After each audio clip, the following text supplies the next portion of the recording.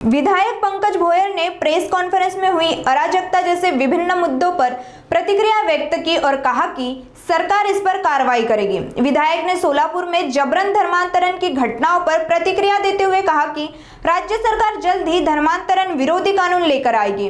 अनिल परब द्वारा लगाए गए आरोपों पर उन्होंने कहा कि वह विपक्ष में है, इसलिए कार्रवाई की बात कर रहे हैं, जबकि योगेश कदम के नाम पर कोई परवाना नहीं है। उन्होंने भरोसा जताया कि मुख्यमंत्री इस पर उचित फैसला लेंगे।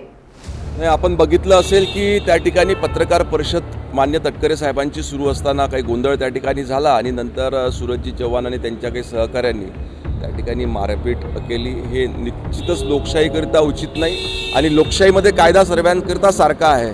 त्यांनी आता राजीनामा दिलेला आहे, परंतु कायद्याच्या बाजूने ज्या ज्या काही गोष्टी करायच्या निश्चित सरकार त्यापणे करेल आणि कठोरातली कठोर कारवाई त्या ठिकाणी दोषींवर करण्यात येईल। सर्व कायदेशीर बाबी त्या ठिकाणी तपासण्यात येईल, जे कुठलं कायदेशीर कारवाई करायची ते सरकारतर्फे निश्चित करण्यात येईल। नाही, मिरवणूक काढून अशा पद्धतीचा आनंद उत्सव साजरा करणे काही उचित गोष्ट नाही। आपल्या देशामध्ये अजूनही लोकशाही मजबूत आहे आणि सर्वांना कायदा हा सारखा आहे, त्यामुळे सर्वांनी व्यवस्थित सामंजस्याने वागणं त्या ठिकाणी अपेक्षित। काही दिवसामध्ये आपण बघितलं की धर्मांतराच्या अनेक तक्रारी त्या ठिकाणी सरकारकडे देखील प्राप्त झालेल्या आहे।